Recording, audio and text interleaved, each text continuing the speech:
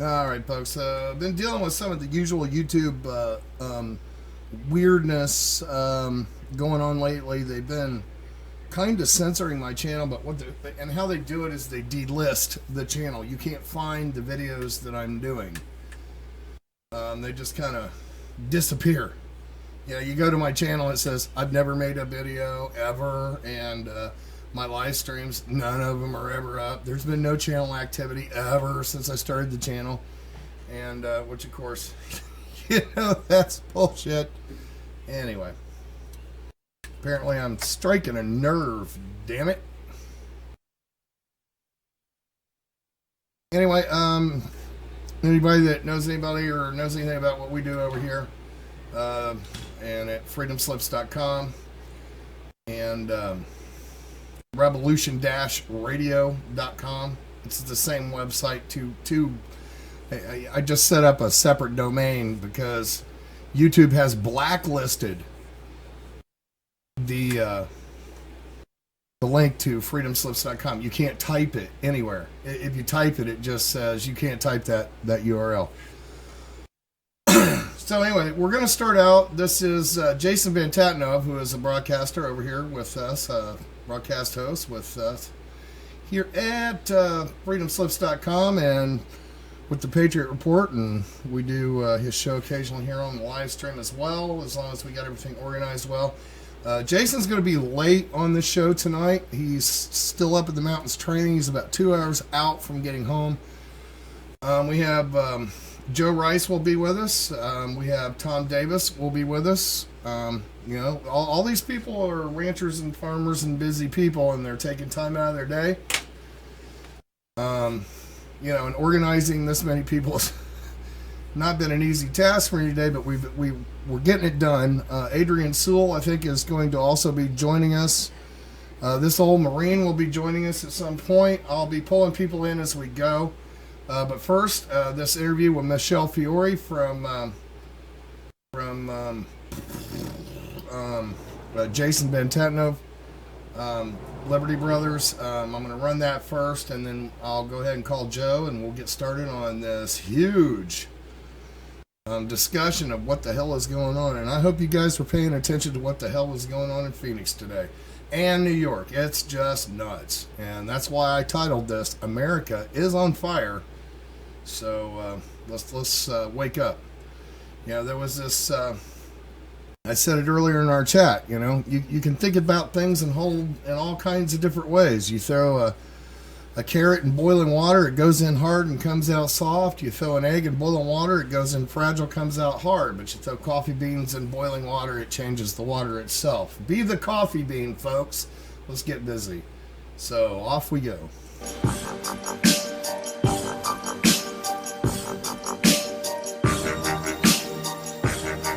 Folks, this is Jason Van Tatenhove with Oath Keepers Media, here with Michelle Fiore, who is part of the COWS organization, one of the representatives there in Las Vegas, outside of Las Vegas, Nevada.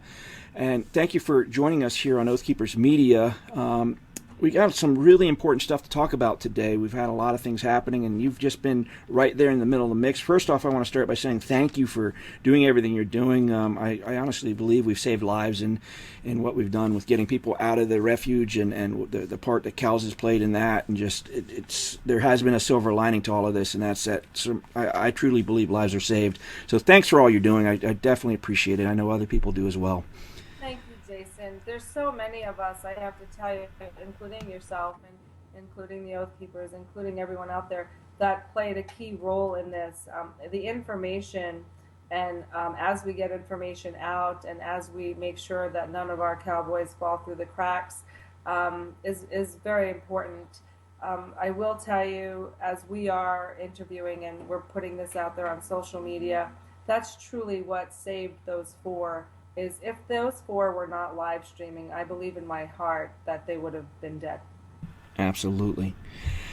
Well, let's move on to our first topic, and that is we finally have some good news coming out of this situation with the attorneys. We now have some pretty high name attorneys coming in. Tell us a little bit about the background story there, how we got connected with these guys, and what they're going to be doing to help our guys out.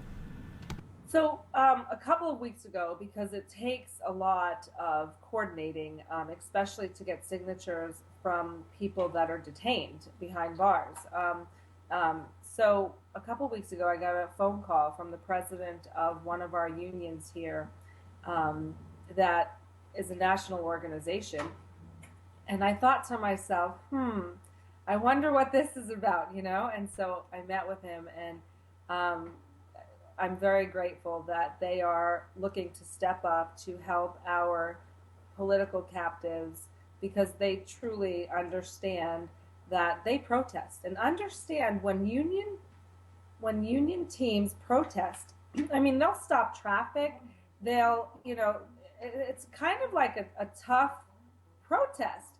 So when they saw our cowboys camping in the middle of nowhere, not, arguing or yelling at people, and all of a sudden 40 of our cowboys are in jail, they said, we better step this up, because obviously the federal government is looking to shut down our First Amendment right, which is freedom of speech. And there is a disparaging disadvantage there. There is a ton of civil rights that have been violated with all of the cowboys being detained. And the unions, the labor unions, are stepping up. So our first meeting was basically, I'm chored with now going and getting all of our cowboys that are rounded up, signing a specific interest card for the organization. And then once we get them the interest card, now out of 40 cowboys, I've gotten about 20 signatures so far. Because I had to fly to Portland. We've got people in Idaho. We've got people in Nevada. And I'm talking about our detainees.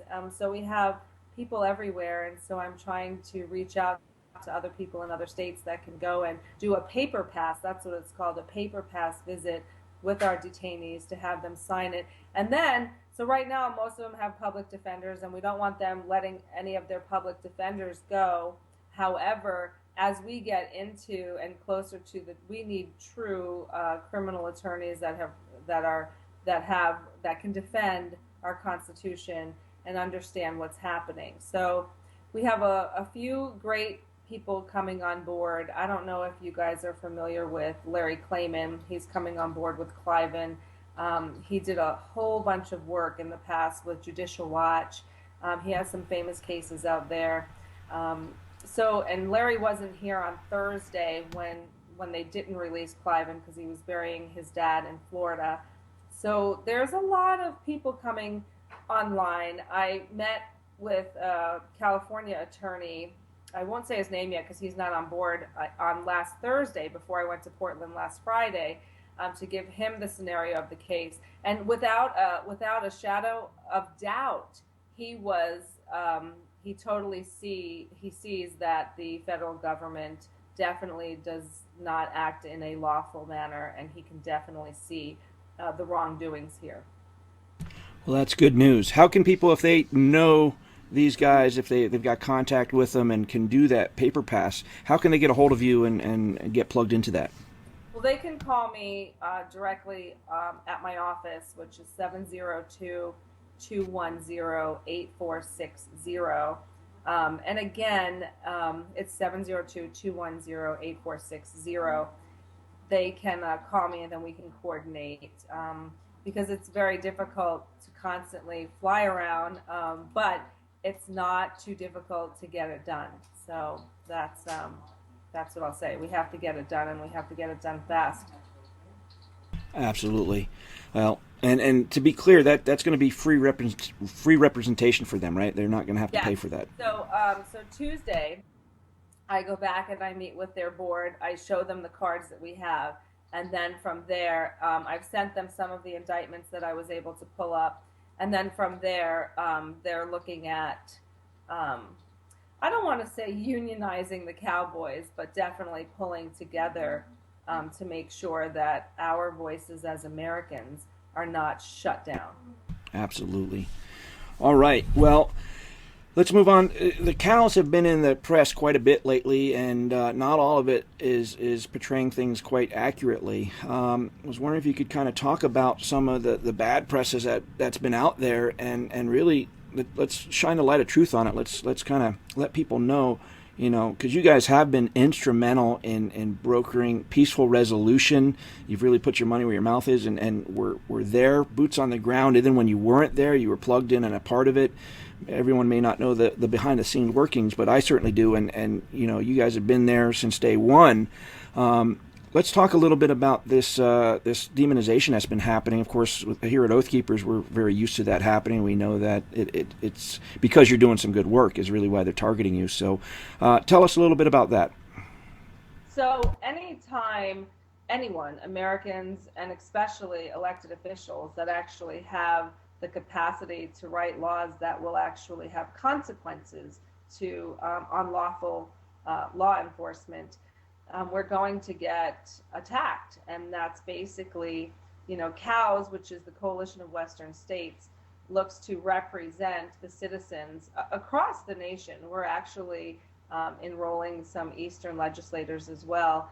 And we basically fight tyranny. And that's when you have to, that's when, the rubber meets the road, shall we say, is because they don't want any of us pushing back. And there's not enough elected officials that will turn around and say enough is enough, because most of the time people worry about their next election and not our next generation. That's our biggest problem with some of these electeds, and that's what I'm going to say to your group, to everyone that watches this, is you really have to get in touch with your representatives, from your sheriff to your state reps to your federal reps, and see if they will stand for you, or if they're just an elected official just to rub elbows and be in the elected official club, because those are the folks you want to work hard, you want to get your boots on the ground, and you want to get them out of office. Okay, well, we last but not least, we're getting news of a new round of indictments coming down over this weekend, and I'm going to work hard to get this out tonight so that we have this information getting out there over the weekend when it's happening. Tell us a little bit about this new round of indictments that you found out about, how you found out about it, and who it's going to include possibly. Well, basically, they're looking at anyone that was in Bunkerville in 2014 with a firearm. So the Nevada prosecutor that was in Oregon last week told Oregon attorney that today, Friday, they would be Friday, March 18th, through the upcoming Tuesday, they will be doing another mass, using that term mass, M-A-S-S, amount of arrests with anyone that was in Bunkerville with a firearm in 2014. And non-coincidentally, I got a call from a gentleman that was in Bunkerville in 2014, and the FBI stalked him for, I guess, a few weeks, stalked his house, his 12-year-old daughter was home, and then pulled up right behind him. And he was polite, and he invited them in. He was cautious, but I advise everyone that's listening to this, if the FBI or the police want to question you, absolutely not without your attorney. A lot of us want to be friendly, and we want to help because we don't have an issue with law enforcement, but their intention is to entrap, and their intention is not pure. So I would highly suggest no one speak with the FBI or the police without your attorney, because they do not have good intentions at the moment. Absolutely, and that unfortunately, that's a large group of people. There were hundreds, if not thousands, of people there during that big standoff. There were like 2,000 American patriots there at one time. And that, to me, seems like a Rubicon that they're crossing. It's definitely going to change the game. I know there are a lot of people that have talked about what's going to happen if they were to cross this line in the sand, and I sure pray that they decide not to do this, because it's definitely going to change the game up. Yes. Anything else you'd like to add before we let you go? No, Jason, I just want to thank you, and I just want to make sure that no American allows themselves to be beat down, suppressed, or fear our government. Because the moment we fear our government and stop preparing to defend ourselves, is the moment of weakness, and that's the moment of conquer. So I'm just going to say to our fellow Americans out there is do not fear your government. That's not the way this is supposed to work. We're law-abiding citizens, and we need to stand our ground. Amen. Well, again, thank you for all the work you're doing, and please keep us up to date whenever you need to get some information out. We'll be happy to help do that. Thank you so much, Jason. All right. Bye. Bye. All right, so there was that interview.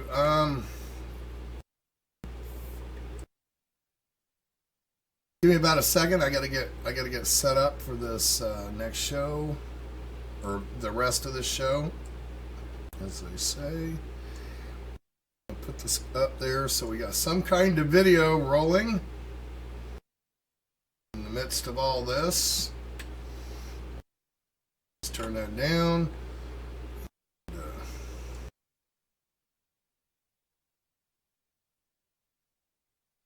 Title this up. I have to do this on the fly. Sorry, man.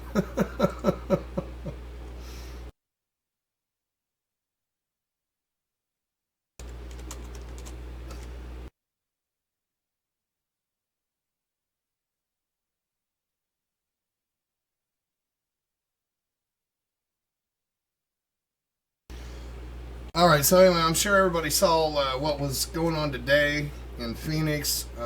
That was just nuts. That was nuts. And what's going on in New York with those? All I can call it is attacks. That's just as nuts as everything else. I mean, I don't even know how to explain some of the things that are going on right now. It's like America's on fire. And I'm telling you what, you want an American Revolution? I'm going to tell you when American Revolution will start is if Donald Trump does not follow through with his promises. We know that. I know that. You know that. Let's give Joe Rice a call. This is going to take a minute. I won't put him up live on the screen. This is I'm calling him via phone number, and I'm not going to expose that phone number. That's his private phone number, of course. Everybody goes, "Why ain't you showing this?" Well, I don't expose people's private information unless it's okay with them.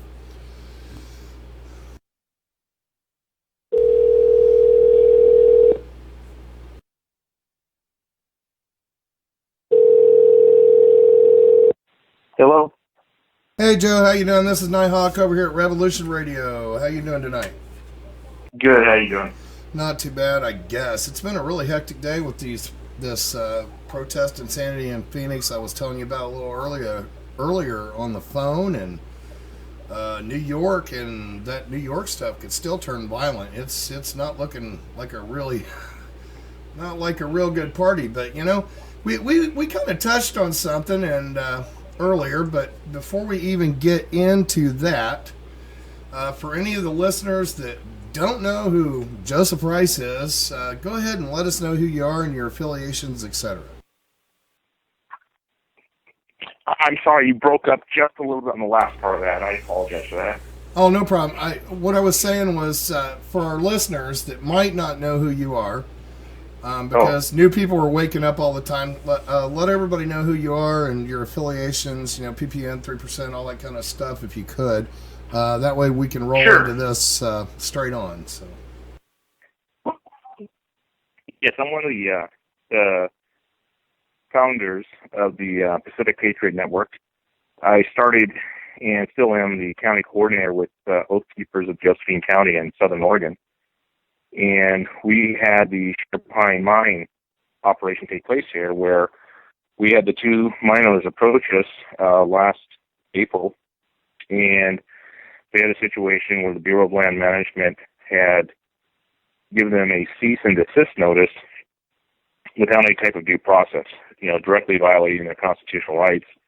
and they asked us for assistance in protecting the rights and getting the Bureau of Land Management to move the issue into a courtroom setting. And we never would have been involved in it if the BLM walked in, here's your citation, here's what you violated, here's your day in court. That's not what they did.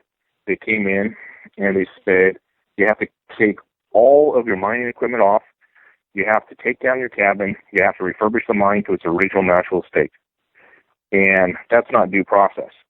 So after about a 6-week situation, they moved it into the Internal Board of Land Appeals, and where that same case stagnates today, they've taken no action almost a year later, and they still haven't made a decision. Well, out of that was born the Pacific Patriots Network, and we became a coordinating umbrella for patriot groups, for the ability of the 3 percenters, of Oath Keepers, of Central Constitutional Guards.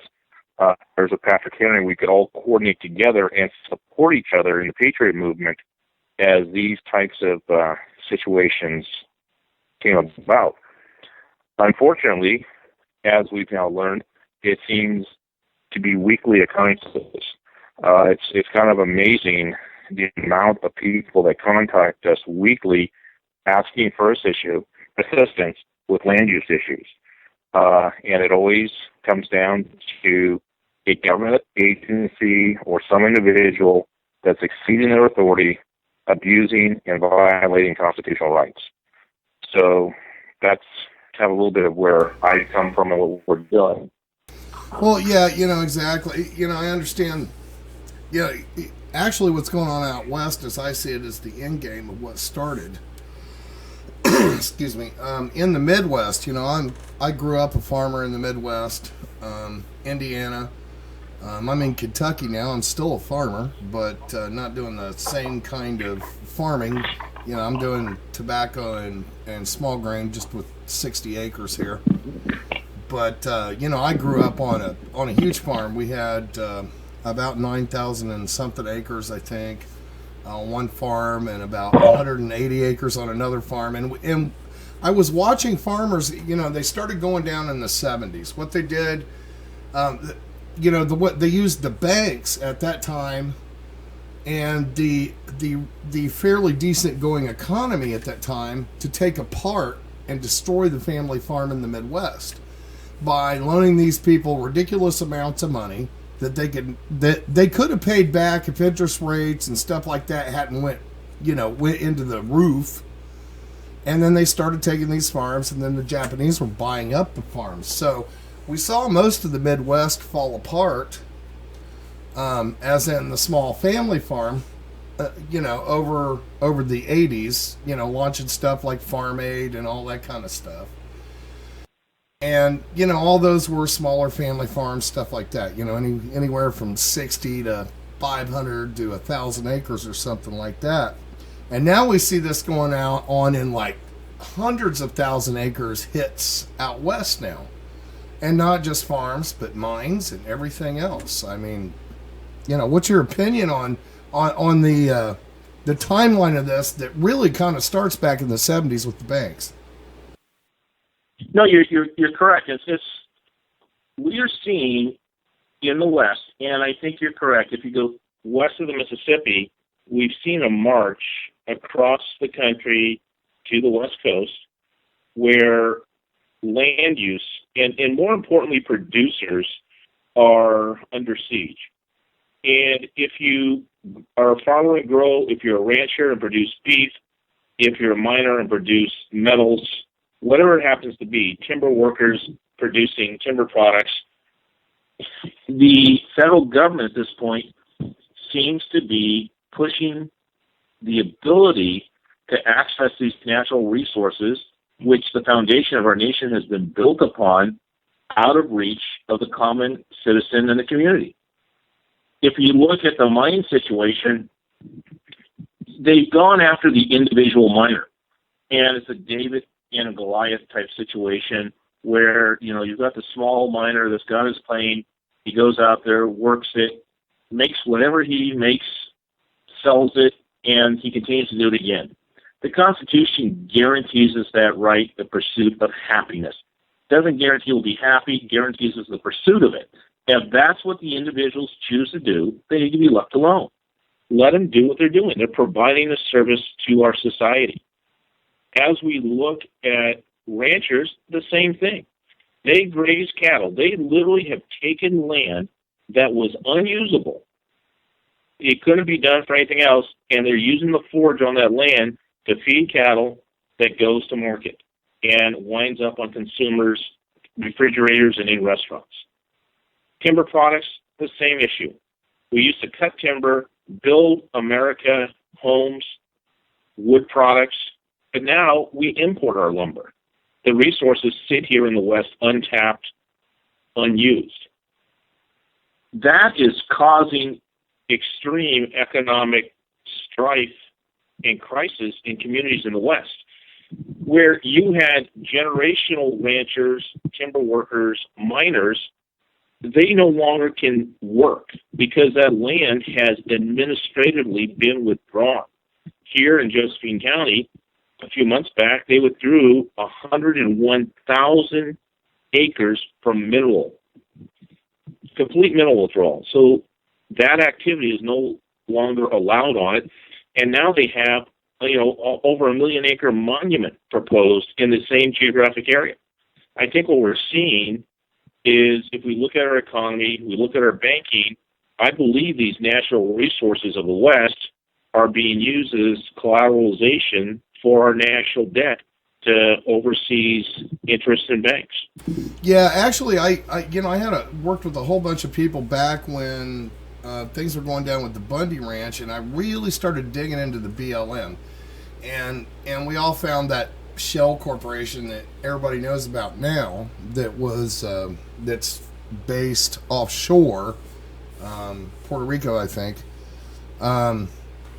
where they're using this land as debt instrument for bonds, U.S. bonds for debt, borrow from other countries, and we're seeing that being used again and again, and now I think they're trying to enforce ownership of that land, and I don't, it's not just me. I just see thousands and hundreds of thousands of people. I got a Facebook account. I check YouTube. I check the news. I check all these things, and I see an incredible outcry from people over 40, mostly, who came up kind of like, me and you did.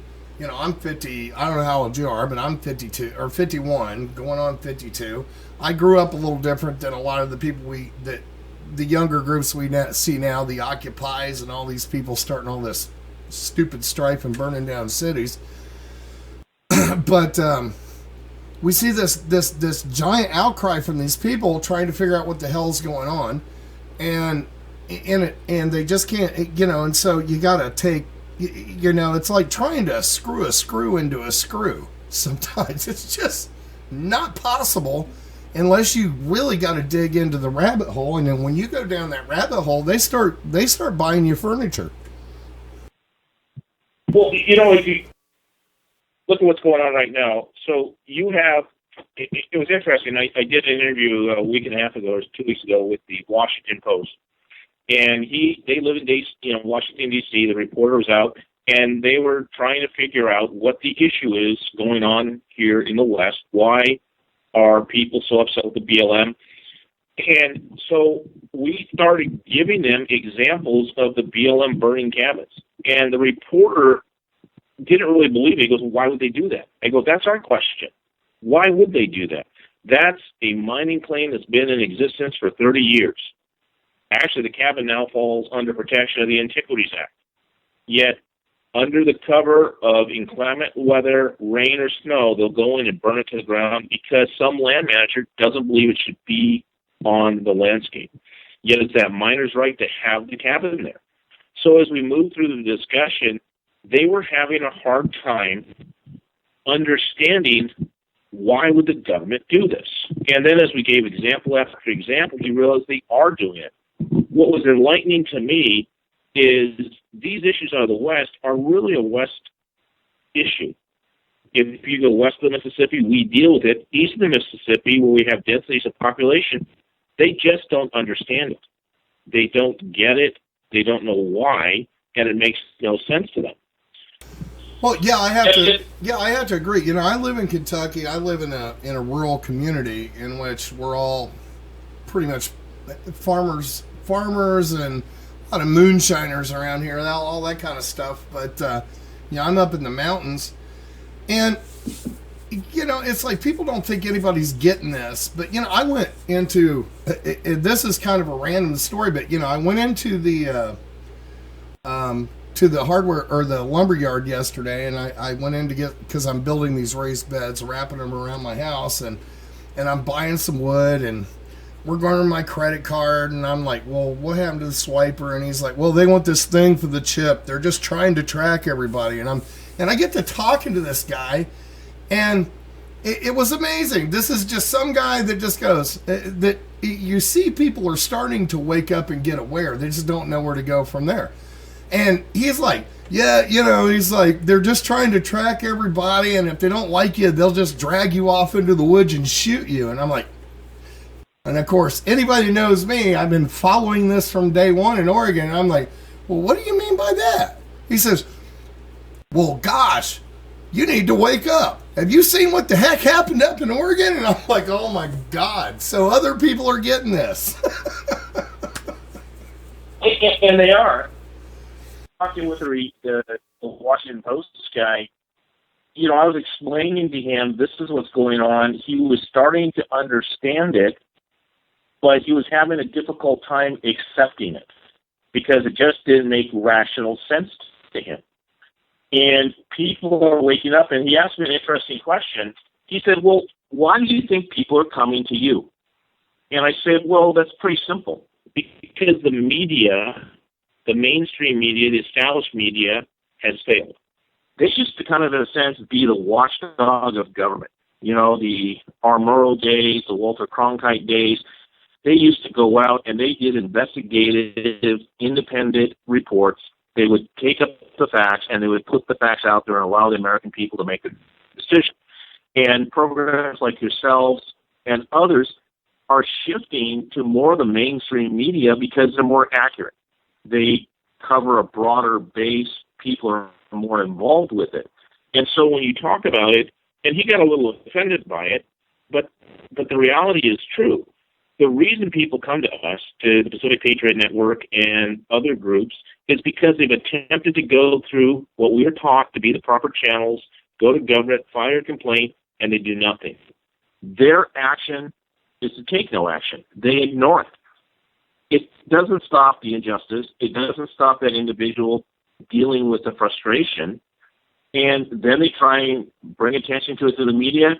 And as I saw the reaction from that guy on the East Coast, it's incredulous. What do you mean?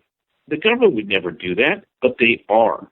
And that's how they're successful at it, because the media doesn't step up and call them on the carpet and hold them accountable. So now we talk about the Patriot movement. And I kind of find it an interesting term in the sense, at what point do we believe we would have a Patriot movement in the United States of America? Why would we have a movement to preserve our freedoms and liberties when we fought and our forefathers fought so hard to establish and protect them? So we now have a term for it.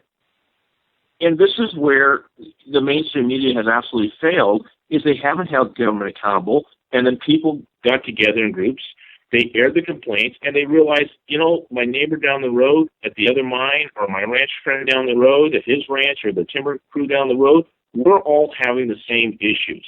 We all have the same concerns and complaints, and so we've unified.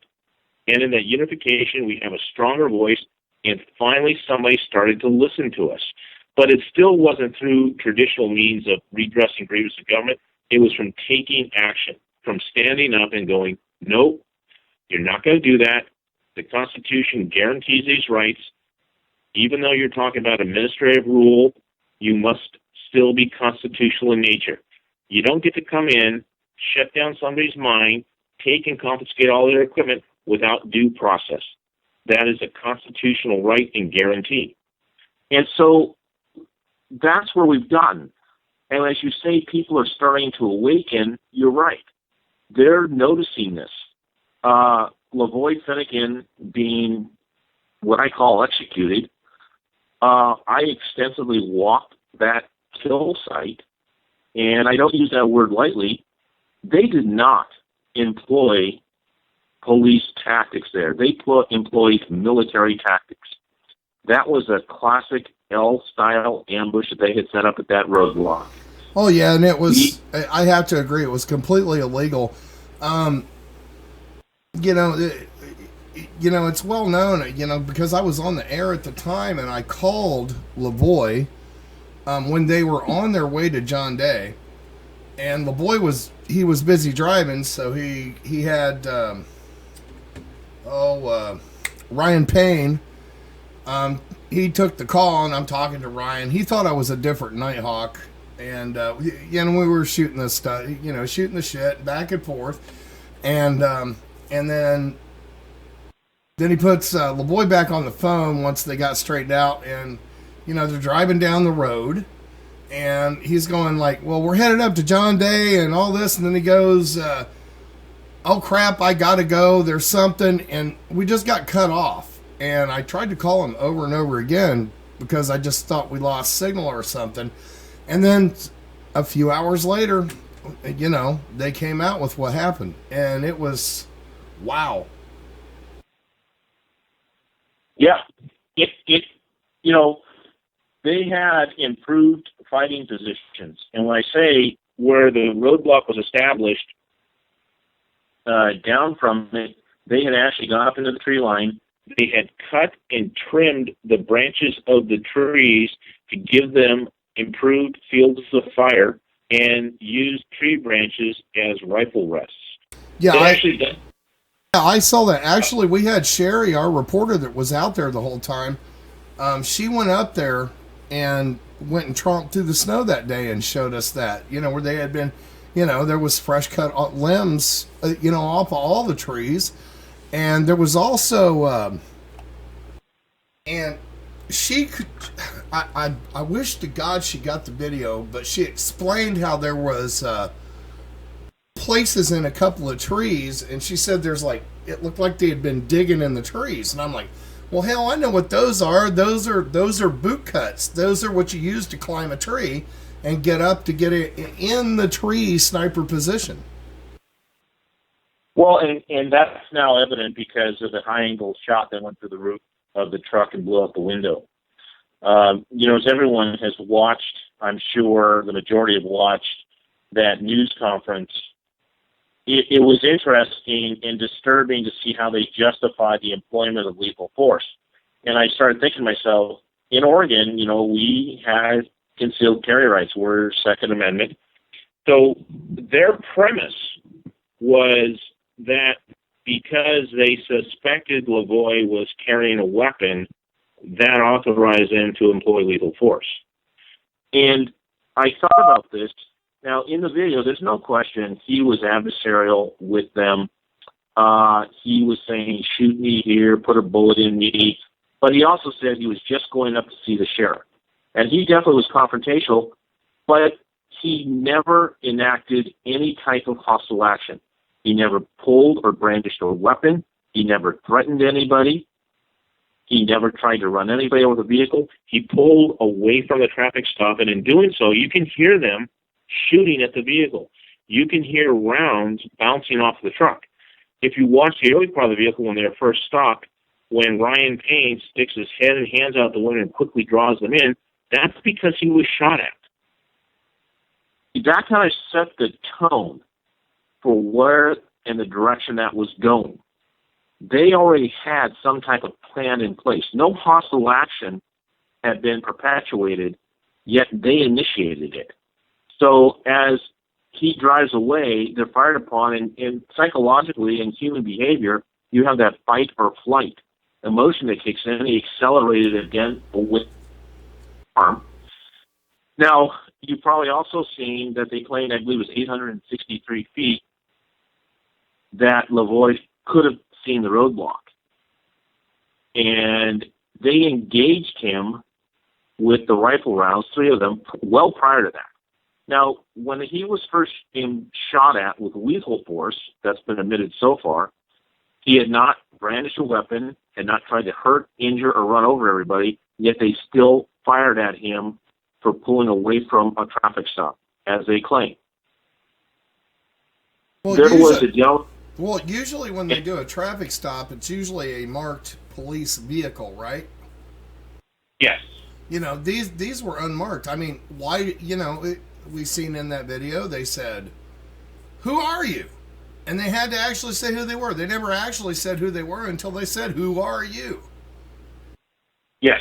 And I don't know if you saw it. It's the only viral video I ever did, other than when I had David Fry on the line.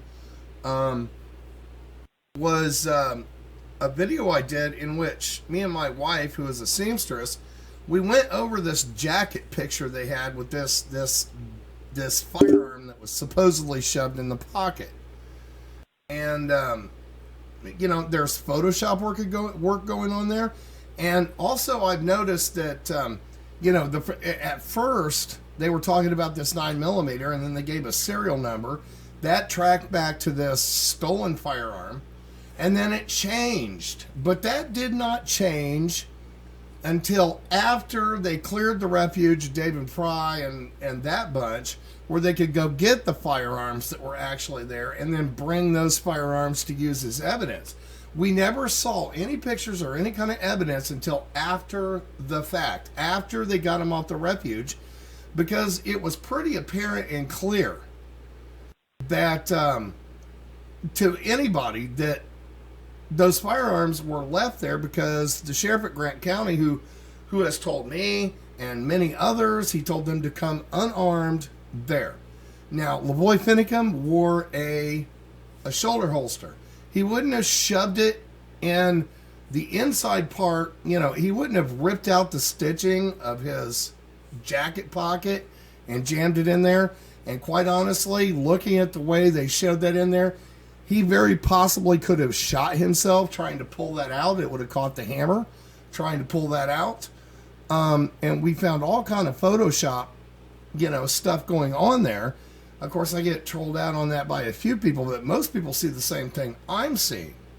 You know, so, you know, the narrative from the FBI just continues to be one big lie. You know, FD lie is all I'm seeing with all this, you know. And of course, if the FBI lies once, they're always going to lie. I mean, Ruby Ridge, that, you know, lots of lies went on there. Waco, well, you know what? Lots of lies. Go ahead. He initially went into Burns and Harney County. You know, people don't realize we had been in there working on the Hammond situation since September. And we had met with the Hammonds. We had met with Sheriff Ward. Myself and another founder, Brandon Rapola, actually traveled to Eugene. We sat down with the prosecutor, Frank Papagni, and he spent 2.5 hours, brought out the trial exhibits for the Hammonds. So we had been in there in depth, doing due diligence and investigating everything very, very thoroughly. When it all occurred, it became very apparent the sheriff was not going to stand up and protect the Hammonds. He did not understand the Constitution. He did not understand the authority of a county sheriff being the chief law enforcement officer at Clio, and he wasn't going to act upon that. That's where our concern came in, and when we deployed into Harney County and we set up that speed bump, that buffer to slow them down, that was our concern that a Wacoing type action would not take place. Because as we saw with Ruby Ridge, as we saw with Waco, Ruby Ridge, the U.S. Marshals was found at fault. Didn't bring back the ones that were shot and killed. Waco, again, ATF found to be at fault, didn't bring back the women and children, and we did not want to see that situation occur here in Harney County. In doing that, I don't think the federal authorities can help themselves. If you look at the emails that we've recently obtained, in there they actually speak about the Pacific Patriot Network being in there, and it's inhibited their ability to perform a Waco-style raid. So they were actually, contemplating it. They were thinking about it. those emails show the dysfunction in communication between the state and the county and the FBI. They were not communicating. The county and state officials holed up in the courthouse, and the FBI holed up in the schoolhouse there in Burns. They didn't talk to each other. They were throwing each other under the bus. They were not communicating. They were not allowing people into each other's meetings. There was no communication taking place at all. We were trying to get a mediator in there from the state to moderate the whole thing to a peaceful resolution. But it was interesting because as long as it took, the county, the state, or the federal government never put forth a mediator to resolve that. And I find that very odd. Why would you not try a resolution? I mean, it was an occupation. They went in there, they occupied it peacefully. When they walked in that refuge, everything was open and unlocked on a Saturday at whatever it was, 5 or 6 p.m. I find that very strange also.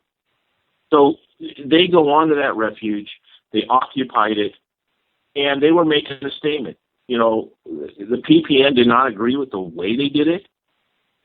We actually denounced it, but we understood the message that they were trying to send and the attention they were trying to bring to a land use issue. And, you know, the Constitution allows redress of grievance to government. They allow peaceful assembly. And as you were talking earlier about the violence now taking place in New York City, that never, ever occurred out there in Harney County. They never raised a weapon or hostility to any state, county, or federal official. And the only violence of action we saw was initiated from the government. And in doing so, you know, the FBI, one of the federal top investigating agency of our government, had 5 HRT numbers that participated in a willful cover-up of evidence obstructing an investigation. Now, if you or I had done that, I don't think we'd be speaking over the phone right now. We'd probably be in a holding cell. Well, yeah, of course. Those still walk free. And the government shows they have a different standard between kind of an us and them. And that's not right. That's inappropriate. If they obstructed, picked up shells, they need to be removed, suspended, and charged. You know, we're investigating. You know, we have people, if you look at Ammon right now and some of these other folks who are involved in this, they were exercising their constitutional right to free speech. I don't know any of them that have violent convictions, have anything like that on their record. They're peaceful, yet they're being told, or we're being told, they're a danger to society. And so they have to be kept in solitary confinement 23 hours a day. Now, if I think about that, you have people that exercise their freedom of speech, and they're a danger to society, so it's okay, without being convicted, to put them in solitary confinement 23 hours a day. Right now, as we're on this phone, there's violent actions taking place in Arizona and in New York City. And where's the prosecution? Where's the charges? Where is that same type of action with those people that are violent? When we talked with the FBI, we were always met with any law enforcement in Harney County with an excessive show of force, and they actually noted. At one point when we went up and we delivered the articles of resolution to the FBI, there's an email saying we met them with excessive and overwhelming force. And they were long guns, kitted out, and they looked like combat soldiers. And they're supposed to be police. That's concerning in our nation. And I don't think there's any American that wants that on the streets of their community, town, or city. Well, yeah, exactly. Yeah, and, you know, there was a couple of days before that I called Jason Bantatno. You know him, right? I know you do. You've been on on his shows with us over here at Revolution Radio. And I called Jason, and I called, anyway, his boss, and a few other people, and I'm like, listen, guys, I saw a couple of airplanes coming in. This is like this was the weekend before. And I saw two airplanes coming in, and usually when you watch, FlightAware, you don't see airplanes flying really, really close together in the same pattern. And I saw these two, so I got their tail numbers and looked them up, and they belonged to they were a joint owned airplane between Department of Interior and Department of Immigration, and I saw them coming into Boise. So I gave a friend of mine that is a live streamer out there, and I said, hey, can you go check something out for me? I said, there's a plane that's scheduled to land, or a couple of planes that are scheduled to land in the Boise, Idaho airport. Can you go down to the airport and just see what they are, see what's going on? Because I was a little suspicious, because you just don't see planes flying in formation on FlightAware, and I was checking it every day just to see what was going on in the air. So he went down there and just kind of got out in the parking lot and where he could see the airfield, watched them land, and then he reported back to me that several guys got off of an airplane. And then another plane came in. Several of guys got off the airplane again. They all got in a couple of buses and took out. And they were followed by a car carrier type semi that was loaded up with snowmobiles. And they headed off up the highway towards Oregon. Of course, he didn't know where they were going. And of course, I was asked, why didn't he get video? Well, he said he was a little scared to even try to video, so he just sat in his car and monitored. Because when he got out of the car and went over to the fence with his smartphone to try to get me video, two security asked him what he was doing, and he said, and he said he was just he liked airplanes, and he was wanting to film airplanes landing and taking off, and so he got back in his car and just sat and monitored. So I told everybody that, and then interestingly enough, very few, a couple of days later, I know Stuart Rhodes, and which was the name I couldn't come up with a minute ago, Stuart Rhodes and Jason and a couple other people called Lavoie and said, I think there might be a problem. Maybe you shouldn't go to John Day, or maybe you should just take the whole pack and move. And I don't know if you saw that video or remember that. It's been put out 9,000 times on YouTube. But, after this intel came through, what did we see? Because we've had several people go climb up in there into where all this happened. There's snowmobile tracks everywhere. And, of course, we had this FBI bunch that is basically the military arm of the FBI. So, it's just like things get so curious, curiouser and curiouser, as Alice says. You see what I'm saying? Yeah. Well, and it's, we know they were running, I believe it's called an Orion drone. The video that was put out, the drone video that's put out, the camera on the drone costs as much, if not more, than the air vehicle, the drone itself. They were running that out of the Redmond Air Tanker Base. The thing could fly 250 miles and stay airborne for 48 hours and then still return back. Very efficient. That was there. We know they were working out of the air tanker base there. They were inside the hangars. They had employed a tremendous amount of assets. One of the things that I think is interesting is the government response tended to be overwhelming in force. And I think there is a bias and misunderstanding at the upper levels of the concern of American citizens in the West. And we now are starting to stand up and go, wait a minute, these lands have traditionally been used to produce providers and for the economic health of our communities. But people have a right to do that. and they are coming down with such a heavy-handed fist.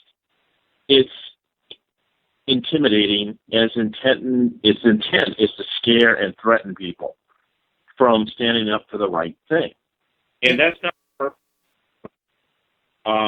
if we look at what happened out there, I was surprised at the amount of resources they poured into Burns and Harney County.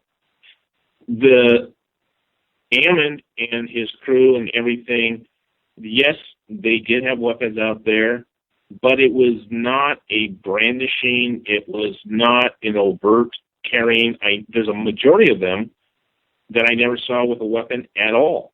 If anything, it may have been a pistol on the side, which you're in Eastern Oregon. That's very common. Lavoie, he carried a 6-shooter on his right hip. That's all I ever saw the guy with. I never saw him with anything else. And to come in with full tacked out paramilitary law enforcement, I find it kind of disturbing because no violence of action took place. But if you look what's going on in New York City and what's happening right now could turn violent, you're not seeing that same employment of force. And I got to kind of scratch my head. I go, well, why is that? What purpose does that serve? Why do they believe that a rancher is far more dangerous, that's never done any damage, that's never threatened anybody, than what's going on the East Coast right now? It makes no sense. Well, I mean, I think I have an answer for that. Because what they were doing makes sense. And people can get with that. What we see going on the East Coast, well, actually everywhere right now, especially with Donald Trump running, what we see is this insane confusion and protests that nobody can quite nail down what the hell's going on. The Black Lives Matter or Thug Lives Matter as far as I'm concerned. And because there's just a huge division going on. And we have seen our country with you would have thought that it would have changed over the last 8 years with a black president. But our country is more racially divided than it has been since the 60s. And Martin Luther King would be spinning in his grave right now watching what's going on. Would you not agree? I look at it, and you're right. I see more racial divide now than I've ever seen in our nation. And, I'm 53. I grew up late 60s, 70s, and I was in Los Angeles when they started the forced busing and integration. But I don't remember the contention and situations that we're seeing in our nation today. And it's perpetuated. There is this racial divide, and I have to step back and go, what is the purpose of that? Because at the end of the day, we're all Americans. I mean, when I was in the Army, you weren't black, white, or yellow. You were a soldier. Didn't care about your color. You're a troop.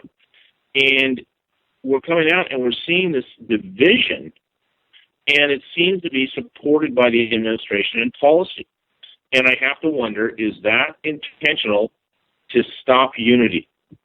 The most dangerous thing is if the people unify together and go, time out, wait a minute, this is not how we want our government to behave. This is not the value of Americans. Well, no, it isn't. Now, you can't see this, but I'm running a little video on the side for people to see, and there's a reason I'm running this video. It's these two farmers, and what they're doing is they're feeding pigs, and the pigs know dinner's coming, and they're all lined up along the fence line, being perfect little angels, just waiting for dinner to come. And they bring the dinner in, and all the pigs are eating, and they're all happy. And then they'll go back to do whatever pigs do, or whatever sheep do, or whatever cows do, or whatever animals do. We're being treated like animals, and they're using the welfare system. And it's like, I told this story yesterday. You know, I'm getting ready to do my taxes. Before I was even allowed to get started doing my taxes for the year, I had to spend literally an hour going through seeing if I was eligible for some kind of welfare. I don't need welfare. I have no interest in any kind of welfare. I don't need food stamps. I'm fine. But I had to spend an hour in order to do my taxes, which they were going to charge me because it's small business and farm. They're going to charge, you know, they want to charge me $70 to do my taxes. But yeah, I had to go through all that for an hour. By the time I got done with that, I didn't want to work on my taxes anymore. So I filed an extension and figured I'd get at it next week. I mean, what the hell is going on? Well, and that's, you know, I guess it comes down to dependency on the state. If people are dependent upon the state has control. And Exactly. I don't know how they believe Americans, being as independent as Americans are, that cherish their freedoms, their liberties, their constitutional rights, they believe they can move Americans to dependency.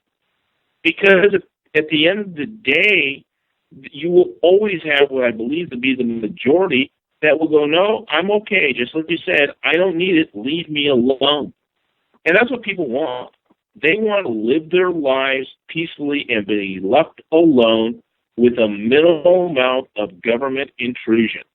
If you want to go out and work on a farm, if you want to go live in a city, if you want to cut timber or dig rocks out of the ground in your pursuit of happiness, that's your right.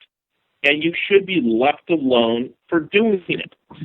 You know, if you look at some of the government, and we do need government, we have to have reasonable government to maintain civil order, protection of the people, certain processes. That's always going to be a necessity. But when they take a right and sell it back to you as a license, they're still taking a right. What a lot of people don't realize in Oregon, you're only required to have a driver's license if you are conducting operations for hire. You're being paid or compensated to drive. That requires an Oregon driver's license. If you are traveling to and from work, school, or whatever, nope, not required to have one. It's actually a statute on the books. But the state conditions you that everyone must have one because they get paid $60 per license. It's a revenue generator. I don't know the direction we're headed, but when we have more and more dependency on the state and less dependency, less individual freedoms, less individual prosperity, the end result's never going to be good. I mean, we've seen these examples around the world through history, and they fail. You know, it tends to be more of a socialistic approach. Look today, right now, as you and I are talking, in Venezuela, a socialistic country, they are having riots because there's no food in the markets. It is collapsing. The socialist experiment has failed. Yet we have a politician running for president that believes those possibilities and positions are justifiable. The guy never worked or had a full-time paying job until he was 40. And the only job he's had has always been provided by the government. Which candidate?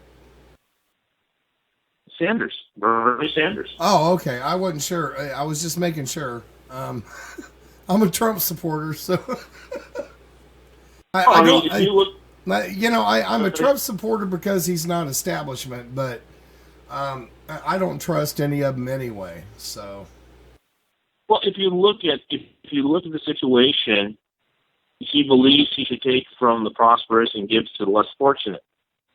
And I had an example given to me. It was running around the web for a bit. You have three brothers, and all three brothers are carpenters. They all get paid $25 an hour. One brother works 20 hours a week because he wants to enjoy his time, and his wife doesn't work. The middle brother works 40 hours a week, and his wife only works 20 hours a week.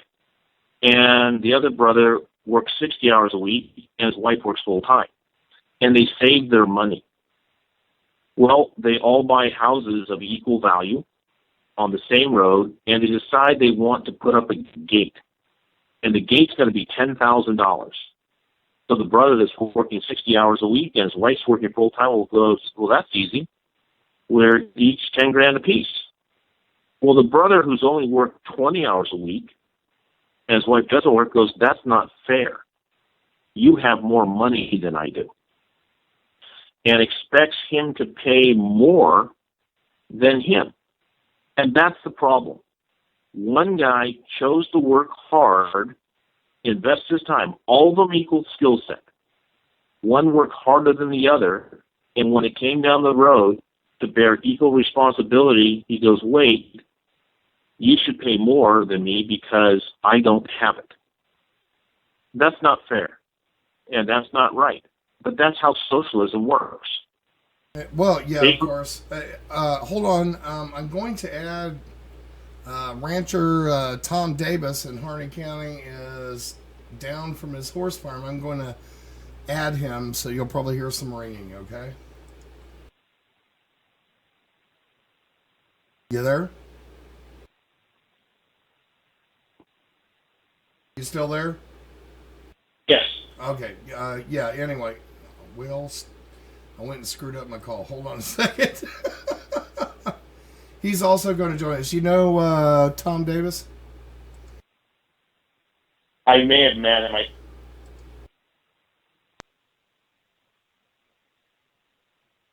All right, I think what happens, we got cut up a little bit, so I'll go ahead and add him in, and we'll just kind of roll on.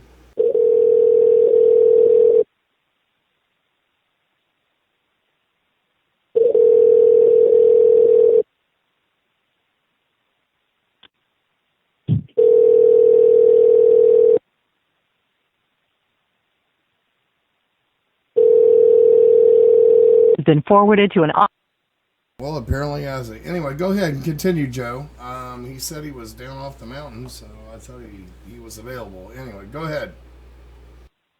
Well, I mean, look at things, and I think that's one of the big issues we're having in the West now, is you have people, ranchers, that want to work, they want to produce, but they're being told by the government entities they can't.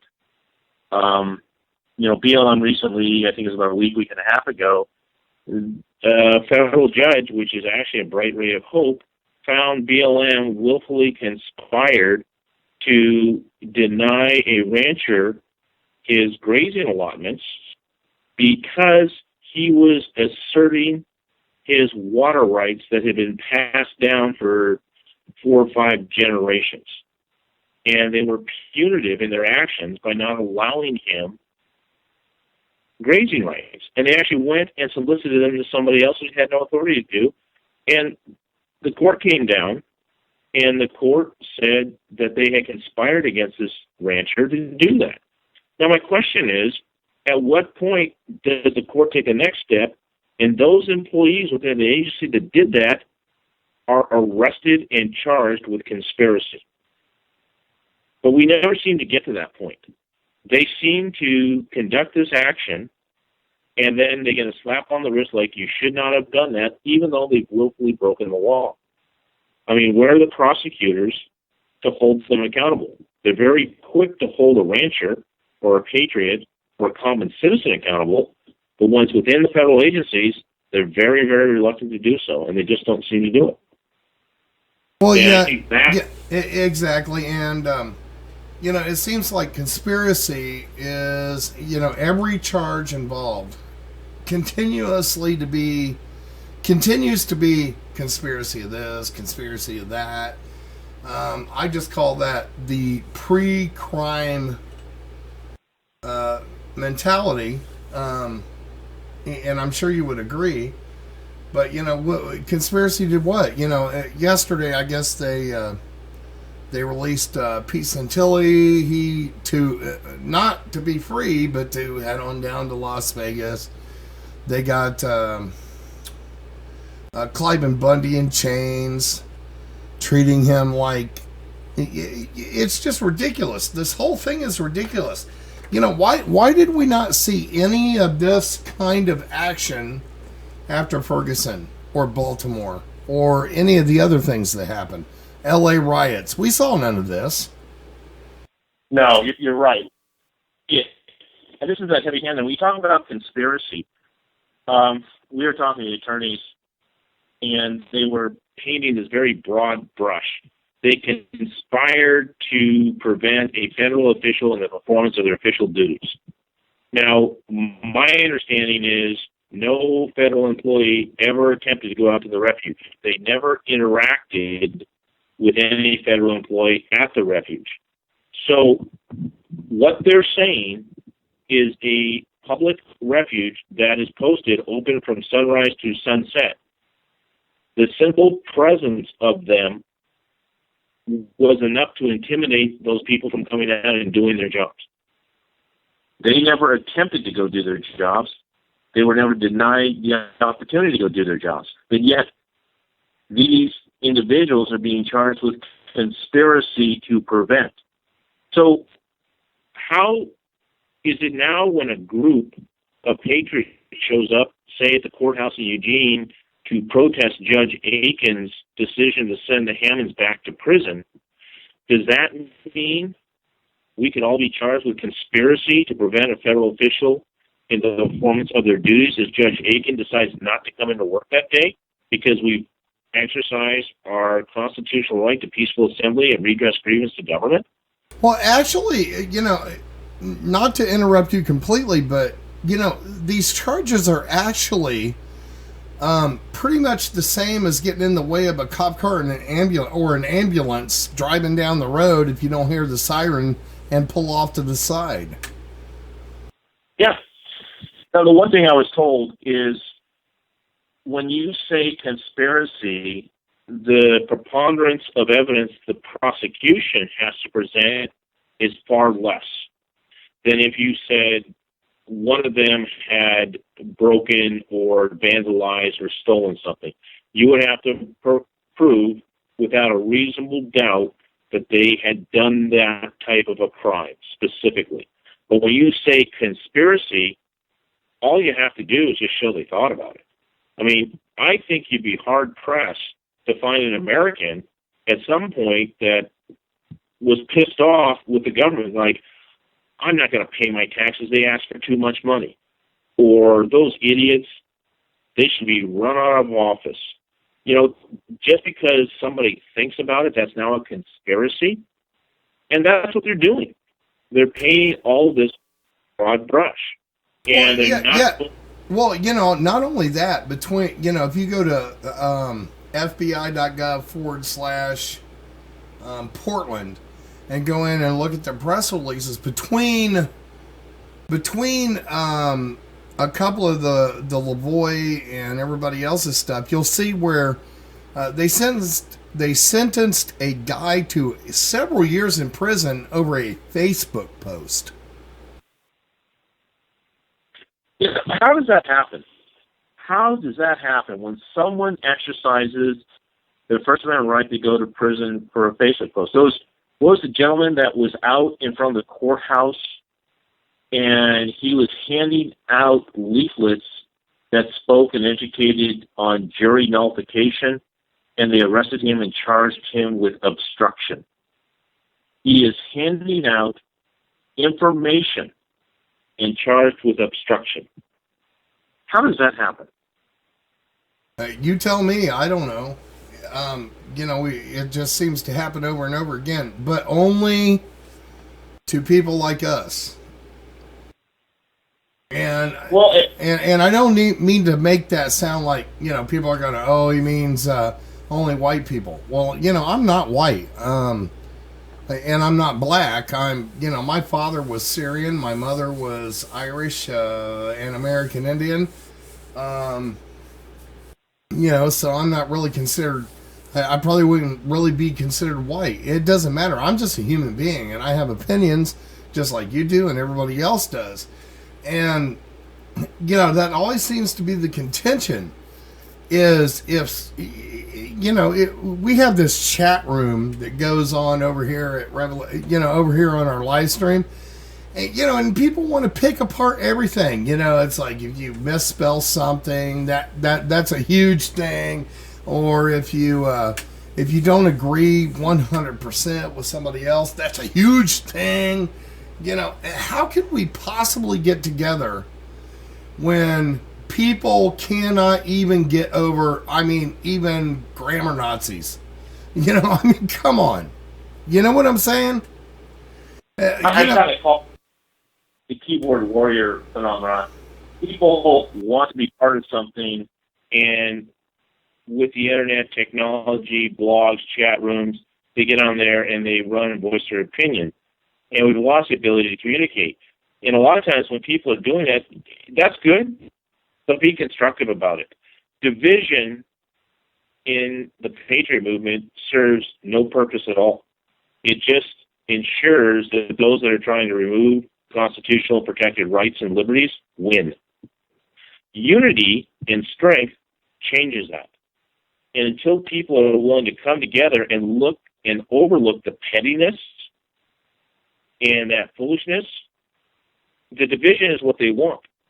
And I'm sure the federal government's smart enough to put in people to stir emotions and be provocateurs and try and cause division. It's what they do. They think they're clever about it. But when good Americans fall for it, it's not a good thing.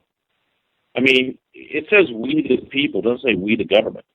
And I think what we're looking at is you have individuals that have reached such a strong control, they don't want to give it up. It's a power thing. But Americans, if they want to maintain their freedoms and liberties, I had the opportunity and benefit to travel to countries around the world and work in a variety of things. And each time I come back to my country, America, it's a wonderful, beautiful place. You cannot take our freedoms and our liberties for granted. And they have to be preserved. We can't sit idly by and think someone's going to do it for us. And it's going to be that time where eventually people don't step up, and then it's lost, and opportunity won't come back. It's time now to stand up and start making your voices heard. Make your voices heard in how you choose political candidates. Make your voices heard in your county commission, your county council, your school board meetings. Let them know what the values of your community are, and stand for it. Don't just wait for someone else to do it, because if you're waiting, it's not getting done. And people should never be fearful of standing up for a constitutional protected right or liberty.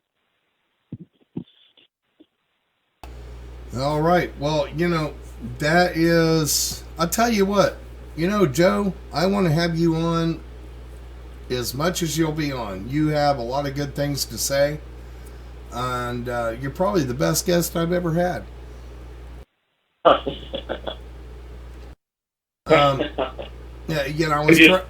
I was hoping Adrian Sewell would join us.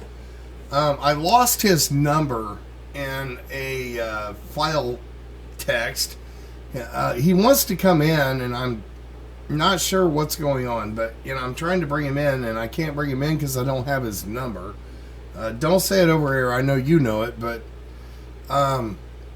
so I'm waiting on him to respond to me on Facebook in some way.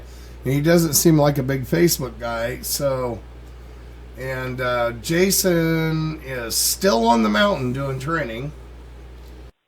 But I want to thank you very much for joining us. And I'd like to bring you back on a weekly basis if you don't mind.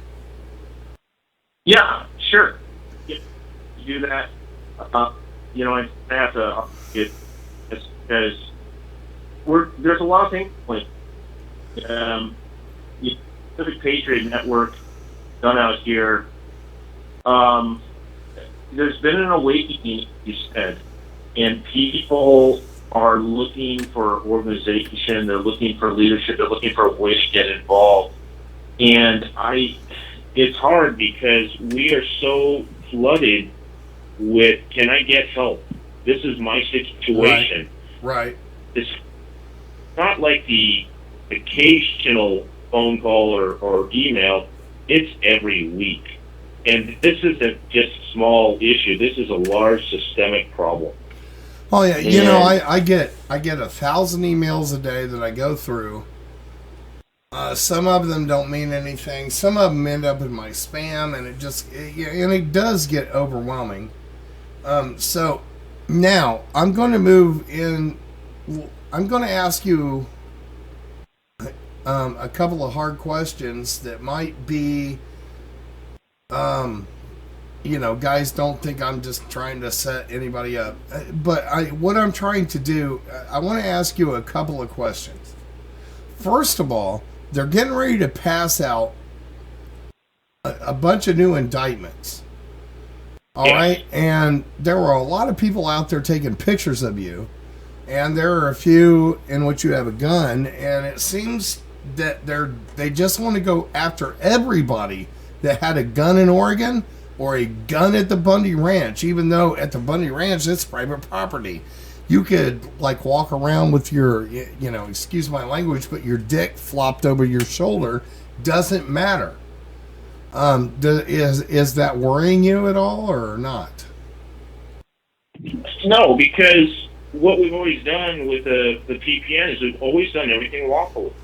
We've remained within the law. People had weapons. People have concealed weapons issued by the state of Oregon, by the local sheriffs, and you conduct yourselves lawfully. And, we are a nation of laws. We have to respect the laws. And when you think about what's going on here, it's not that we are acting unlawfully, it's we are responding to the unlawful and illegal actions of federal agencies.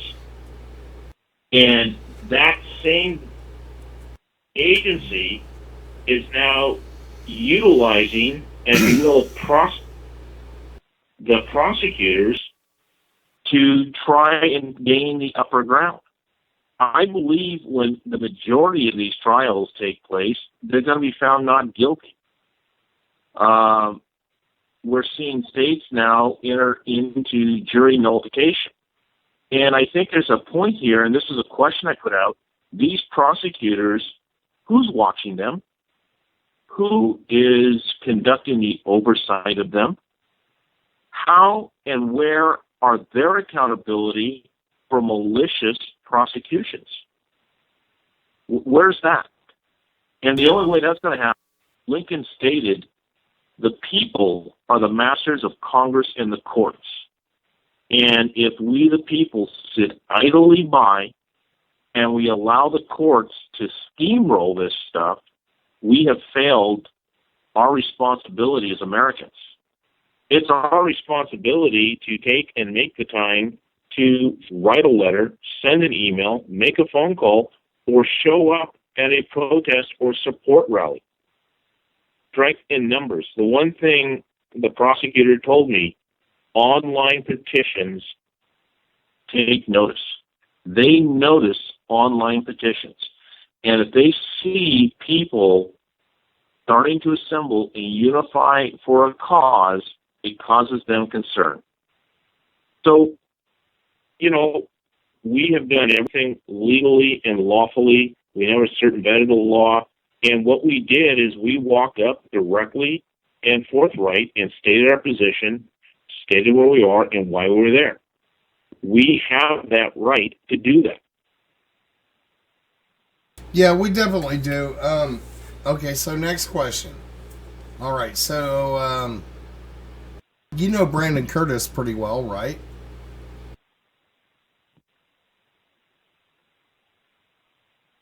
Did you hear me? Yeah. All right, so, I used to be able to call Brandon Curtis. He's not returning my calls anymore. I was trying to bring him in on this. I mean, is the dude okay? I mean, we're not hearing anything, and it seems like a lot of people are really dragging him through the mud right now. Do you know anything about that? Oh, Brandon, you have to,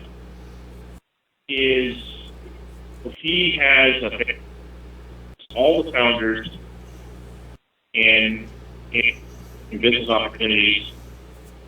We do all of it, and these types of operations chew up a tremendous amount of time. Okay, hey And so Joe, I need you to start over. Everything you said for the last about 14 seconds went dead. So oh, I said no. Brandon Curtis is fine, and we all in our personal lives have responsibilities. So with these operations that occur, they chew up a tremendous amount of time and resources.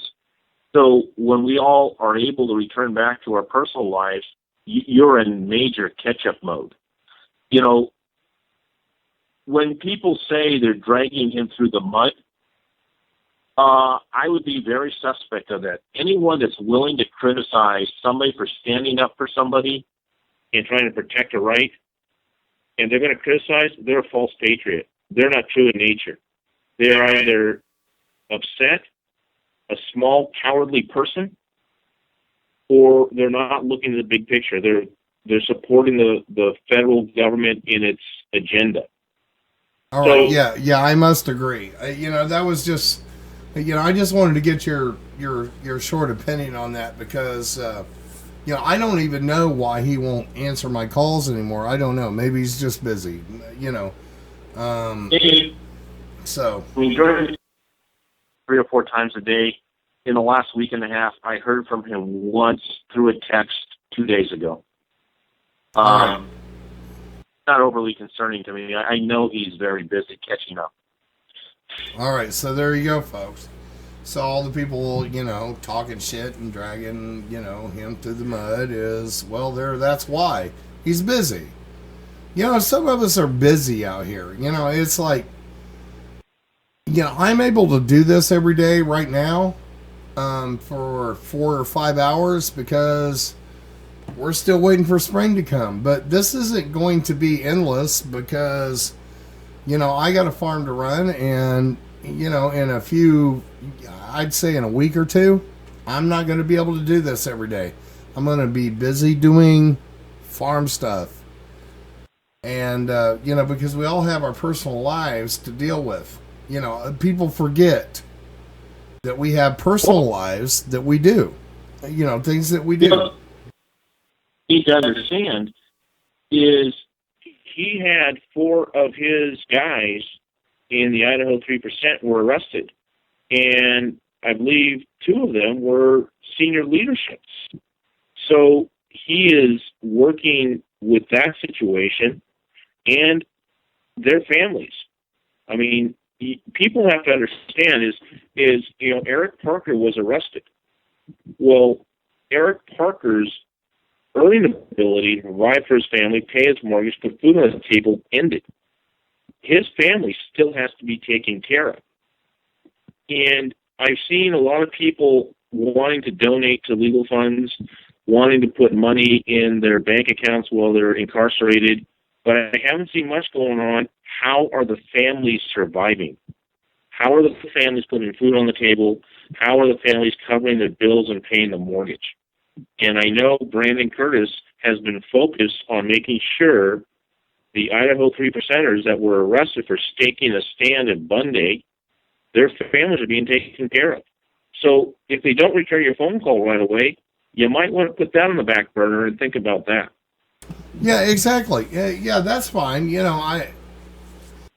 It's not me being upset. It's just listening to all these other people out there in the way, Brandon Curtis ain't talking to anybody, dragging through the mud. I'm not dragging him through the mud. Just there's a lot of things going on that you get all this internet community trying to create some kind of hidden agenda or whatever. So, that's all I was saying, dude. No, I and that's where I talk about those that are willing to criticize and critique become false patriots. They create a problem where none exists rather than providing a solution and helping. And that's the division. That serves no purpose for anybody at all. Exactly. All right, Joe, I want to thank you for your time, and I'd like to get you back here on a regular basis if you're okay with that, and just keep as this goes on. And I have a feeling this is going to be a really hot summer. What do you think? And I'm not talking about the sun. You know, I'm a little fearful of that. I think you're right. I mean, I'm just listening to the rumblings, and as you talked earlier in the program, you know, there's awakening taking place, and people are starting to realize there's help out there. There are individuals that are willing to leave their lives, come and stand in protection of their constitutional right. I think in our nation we're at a point where we have to do that. Those that currently hold the power, the current administration, they've got some different vision for America. And I don't believe that vision is one that relishes and protects the individual rights and liberties. The removal of access to our public lands for responsible use of those natural resources, which create jobs, create economy, and make America strong, is being removed by a small elitist group in D.C. People need to remember that when they go to the polls this year and vote. They need to understand the voting record and what their elected representative in D.C. has actually done. They need to do more than name recognition. They actually need to look at the record of what they support and what they don't support. And if that representative from wherever you are in America is not a staunch supporter of your freedoms, your rights, and your liberties, they do not deserve, nor should they return as your representative. But it takes time and it takes education. And if Americans don't start paying attention, I don't know what 2017 is going to look like for our nation. Yeah, you know, and here's the question I have for you. We have two choices for president right now. It's apparently it's pretty clear it's going to be a ticket between Hillary, which I can't understand why anybody would vote for that crazy cunt. Excuse my language. And Donald Trump, who is, you know, I like Donald, but you know, he's still the same narcissistic lunatic that he's always been, you know, and it's trying to pick the cleanest turd out of a bucket. But I see, you know, well, if Donald Trump comes into office and he does not do what he has been saying that he's going to do, the things that he keeps saying he's going to fix, if he doesn't do that, do you not think there is going to be a very nasty and very violent revolution across this country? I mean, in a wave that makes Occupy Ferguson and Baltimore look like, you know, a couple of firecrackers. You know, people talk about revolution, and I think today that is not based on philosophical ideas. That will only happen in America when they can no longer turn on their smartphones, watch their satellite TV, or pick up their bag of snack chips from the store. Well, what I'm saying is, you know, if he becomes president and he doesn't do what he keeps saying to do, is the point I was trying to make. If he doesn't do what he said he's going to do, do you not think that is going to be the revolutionary spark point? I don't know. As I've been involved and looked at things, Americans are pretty complacent. And I guess my point earlier is they're only going to get agitated when you take away their comfort items. And if you look at, and my reasoning kind of for saying that is you brought up Hillary. Here is the former Secretary of State that has been found to have kept classified American material on her personal server, and she is walking free. Now, I did work in Afghanistan.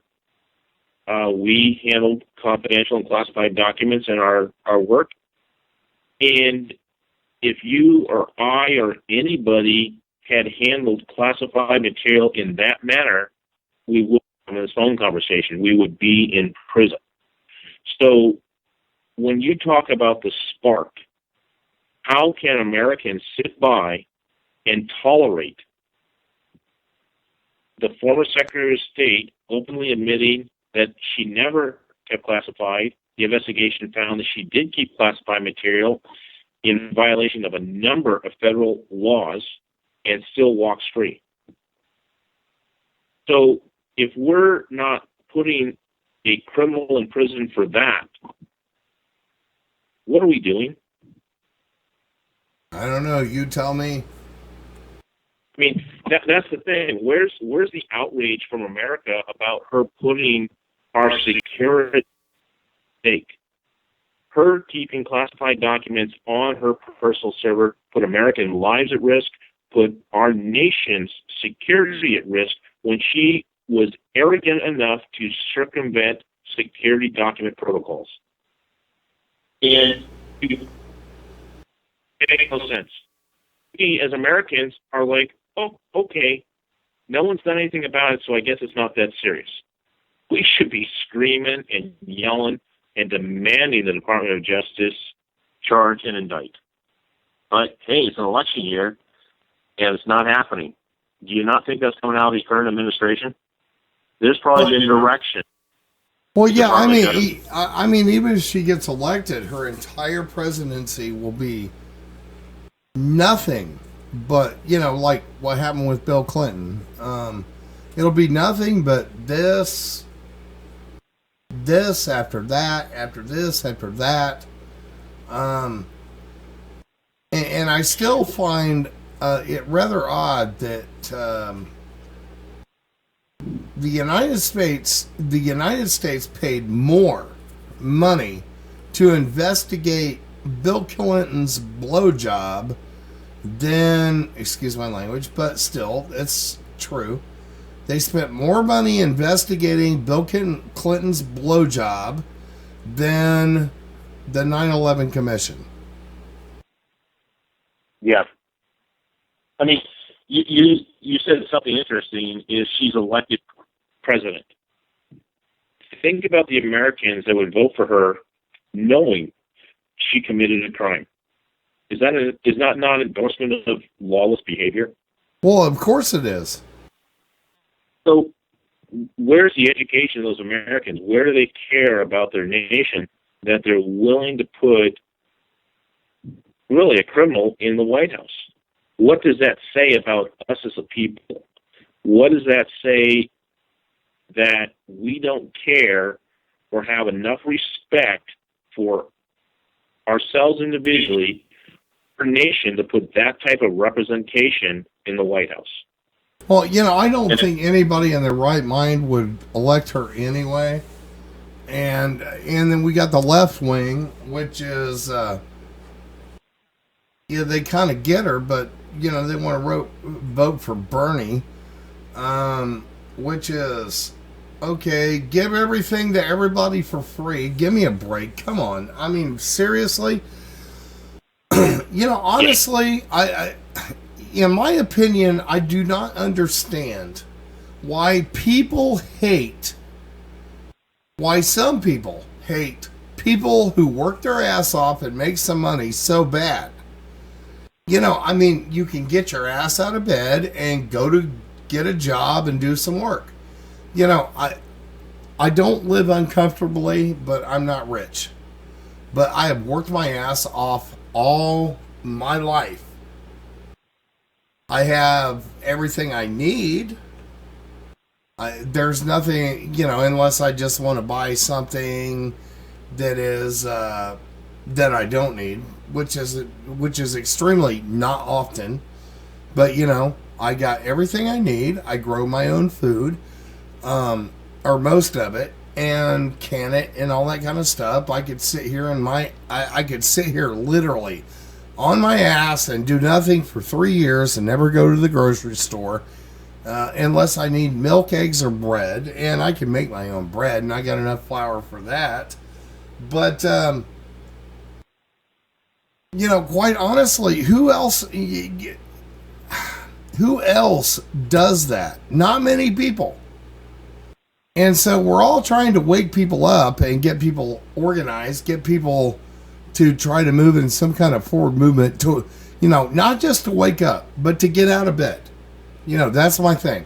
Not just wake up, but get out of bed. There is an adage that goes with this. All right. So you can take a carrot and put it in boiling water. And the carrot goes into boiling water hard. And when it comes out of the boiling water, it is soft. You can take an egg and drop it into boiling water. When it goes into the boiling water, it is fragile. When it comes out of the boiling water, it is hard. When you put a coffee bean into boiling water, it changes the water itself. And we really need to start being the coffee bean of the change. Because if we don't do that soon and now, it's going to be too damn late.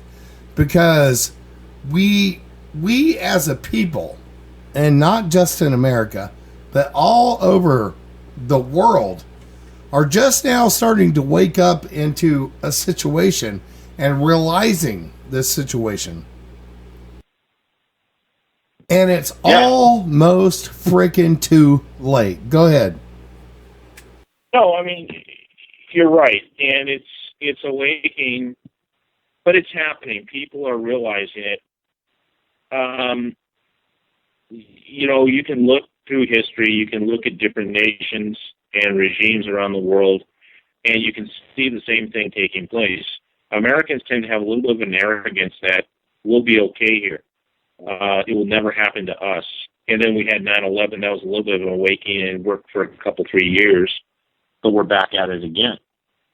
If we look at Russia, the Soviet Union fractured and fell. As strong as they were, the Cold War years, all that took place. So Rome fell. It's no longer around. Things change. And I think we're seeing that period of change in our nation that is not one for the positive.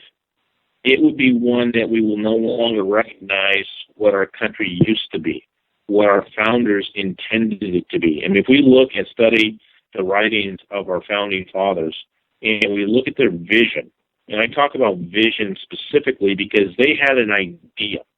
America is still a grand experiment.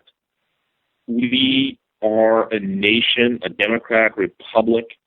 We protect the individual right. We're not ruled by the mob, and that protection of the individual right protects all of our rights. But if we allow that to slip away, we allow that to be abused and taken away from us incrementally, not overnight, not a huge bite, but slowly, one day we wake up and we're all going to scratch our head and go, what happened? Well, we're well down that path now, and people are starting to wake up, but that has to continue. And I will have people say, well, I'm fearful of getting on a list. I'm fearful of doing this. What are you fearful of? Well, yeah, as I keep saying, waking up is fine, but you got to get out of bed and do something. Exactly. And if you're going to have fear stop you, then you've already lost. You have already accepted the inevitable that may come down the pike. But if you don't want your freedoms lost, you want to live your life as you choose to live, you got to get out of bed, you got to get out and do something. And if you don't do it, then you're going to, you reap what you sow. You'll have to deal with what comes. Because when you have to deal with it, at that point it's too late. It'll be far harder to turn it around and stop it than if people started getting involved now and making their voices heard. All right. Yeah, I must agree. All right, Joe. I'm going to go off air now. I want to thank you for calling. I want to thank you for joining me.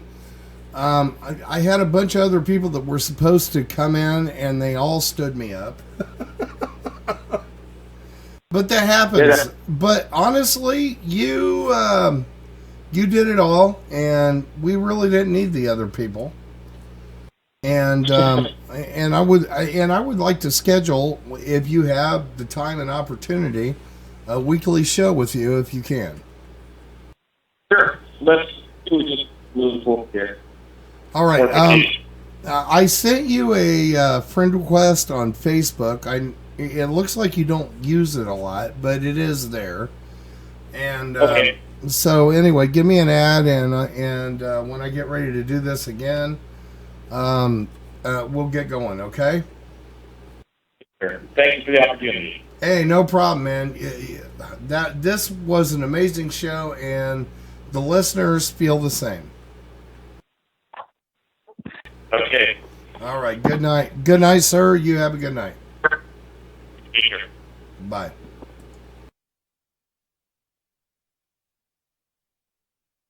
All right. Well, you heard it here. I had a whole bunch of people lined up. They all stood me up. Oh, well, shit happens.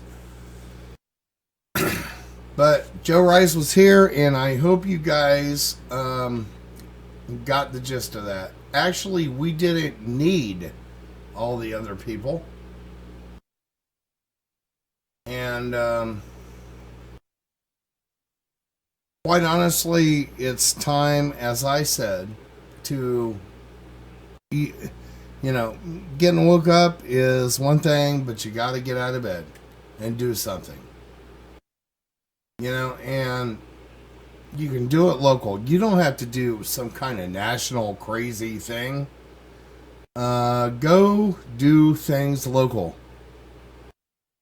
I told a story about me being at the over at the lumberyard the other day. I was really taken aback about somebody that said what they said to me, and I was like, oh my God, somebody else gets it.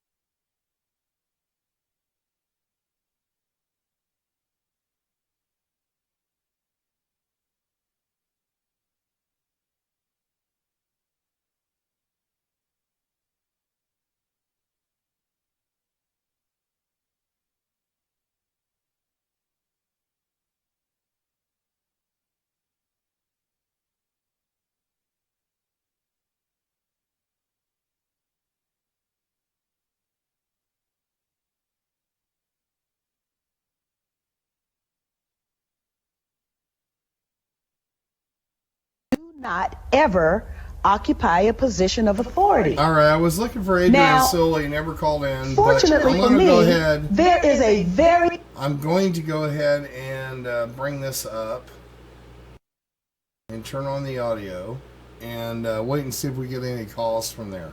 Here you go. There is tremendous pressure inside the political process to make sure that the voters stay aligned inside either the Democrat or Republican parties. Why? Because both of those parties have been captured by special interests. And those special interests are, quite frankly, the antithesis of the interests of the people. And so therefore, for example, if people in the United States care about education, but unfortunately there's a banker that gets in between the student and the student's ability to go to school, if they care about health care, there's the insurance industry that gets in between the patient and the doctor who is seeking to provide care. And so we have all of these special interests that have positioned themselves in between the political decision makers and the people themselves. The process now is more responsive to those special interests than it is to the values and the wishes of the American people. When I first went to Congress, I did not go to Congress to pay particular attention to any area outside of the black community that I represented that was in need, and of course U.S. Africa policy, which was abhorrent and unfortunately still is. But what I bumped into at almost every turn were these special interests. And there's no more special interest that has any more influence than the pro-Israel lobby. And so then when I did outreach, for example, to the Muslim community in the United States, I bumped into the pro-Israel lobby, which of course does not want to have to contend with a politicized Muslim community, which is as large as and is as wealthy as the pro-Israel lobby is in the United States. So yes, I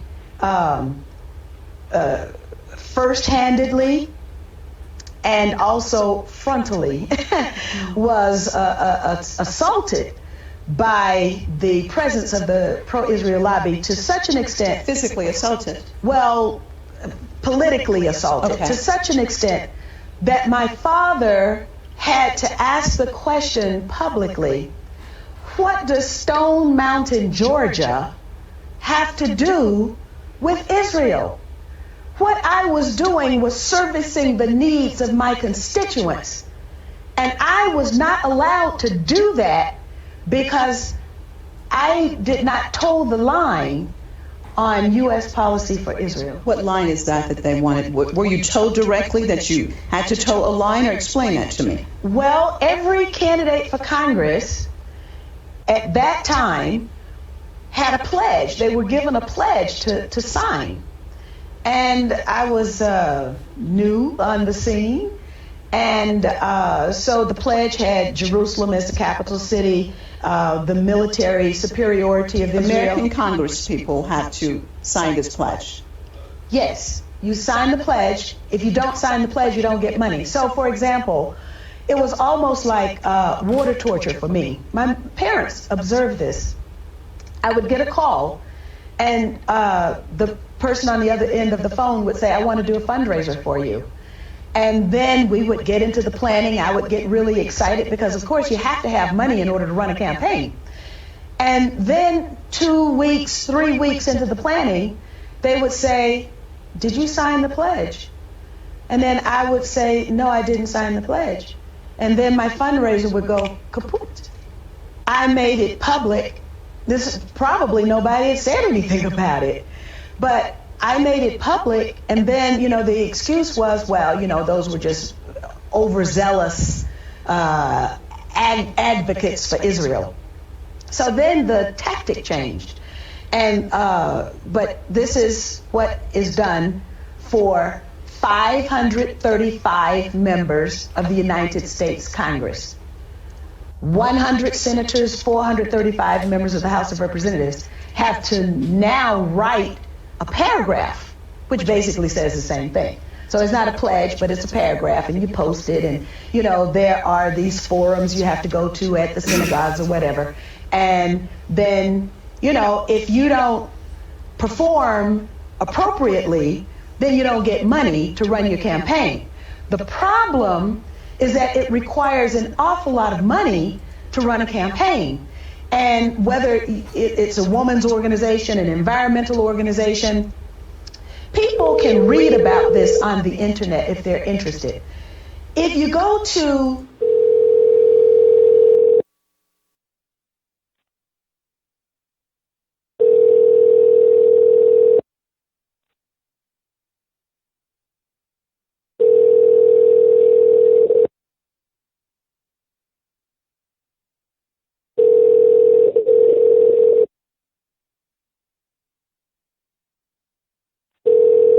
forwarded to an automated voice.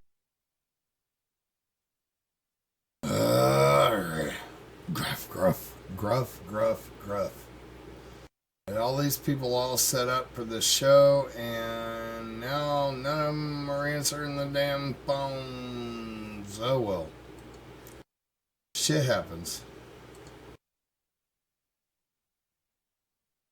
Garden Club of New Jersey, it was the activists who were associated with AIPAC, the American Israel Public Affairs Committee. Well, the district that I initially represented in Congress, I represented so many districts because redistricting was a tool that was used to target me, to eliminate me from the Congress. But the district that initially sent me there was a district that was comprised of rural blacks in the black belt of Georgia. These are people who have not had access to equal opportunity at all. The district was challenged in the Supreme Court. And with the assistance of the Anti-Defamation League, the district was dismantled. It generally takes about $250,000 minimum to take a case from filing up to the Supreme Court. And the people who filed the lawsuit to dismantle they challenged my ability to represent the people of that particular district. Who were these people?